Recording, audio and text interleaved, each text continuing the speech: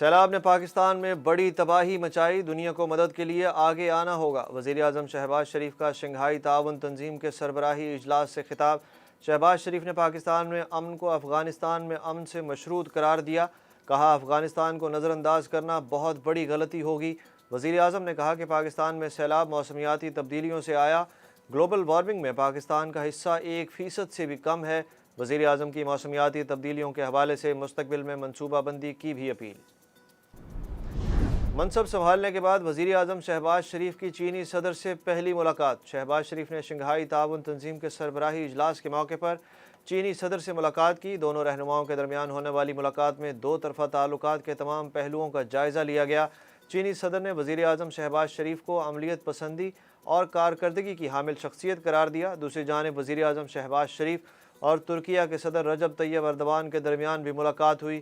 روس سے گیس کی فراہمی کے منصوبے پر کام کرنے پر ترکیہ اور پاکستان کا اتفاق۔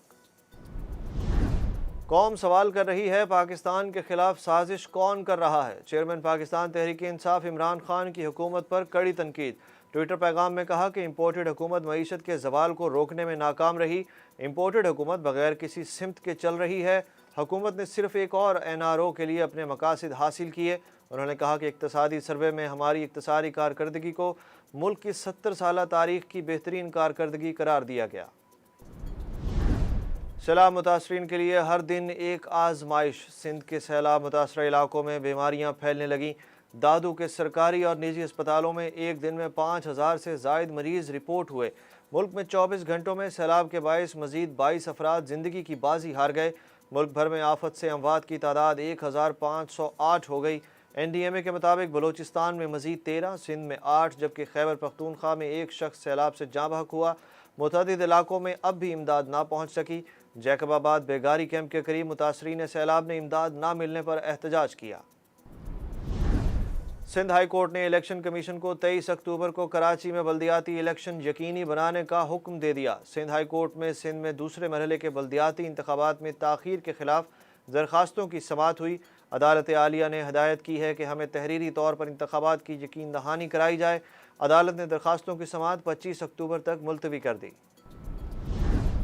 سپریم کورٹ کے 2 ججز کی چیف جسٹس آف پاکستان کے نئے عدالتی سال کی تقریب سے خطاب پر مایوسی کا اظہار۔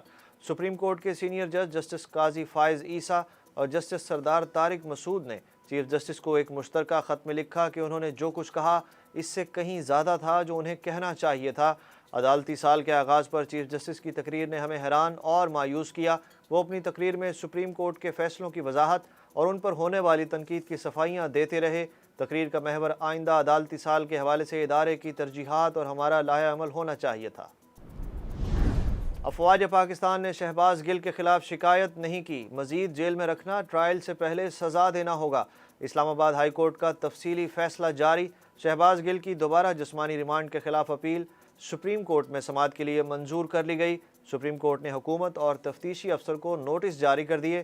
تفتیشی افسر کو تمام متعلقہ ریکارڈ سمیت پیش ہونے کا حکم۔ سپریم کورٹ نے شہباز گل کی اپیل پر مزید سماعت غیر معینہ مدت تک ملتوی کر دی۔ سپریم کورٹ نے سابق وزیر خزانہ اسحاق ڈار کو اشتہاری قرار دینے کے خلاف کیس سماعت کے لیے مقرر کر دیا۔ اسحاق ڈار کو اشتہاری قرار دینے کے خلاف کیس کی سماعت جسٹس اعجاز الاحسن کی سربراہی میں سپریم کورٹ کا 2 رکنی بینچ 21 ستمبر کو کرے گا۔ جسٹس مظاہر علی اکبر نقوی بھی 2 رکنی بینچ کا حصہ ہوں گے۔ عدالت نے مقدمے کے فریقین کو نوٹس جاری کر دیے۔ پاکستان میں پولیو کا ایک اور کیس سامنے آ گیا۔ جنوبی وزیرستان سے 6 ماہ کے بچے میں پولیو وائرس کی تصدیق ہو گئی، جس کے بعد ملک میں رواں سال پولیو کیسز کی تعداد 19 ہو گئی۔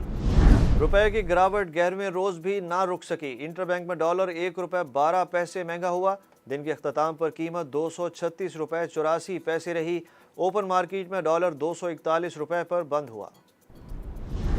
ICC T20 ورلڈ کپ میں 23 اکتوبر کو پاک بھارت بڑا ٹاکرا۔ کرکٹ کی دنیا کے بڑے مقابلے کے لیے تمام ٹکٹس فروخت ہو گئے۔ پاک بھارت میچ کے مجموعی طور پر 5 لاکھ سے زائد ٹکٹس فروخت ہوئے۔ 82 ممالک میں رہنے والے کرکٹ کے مداحوں نے ٹکٹ خریدے۔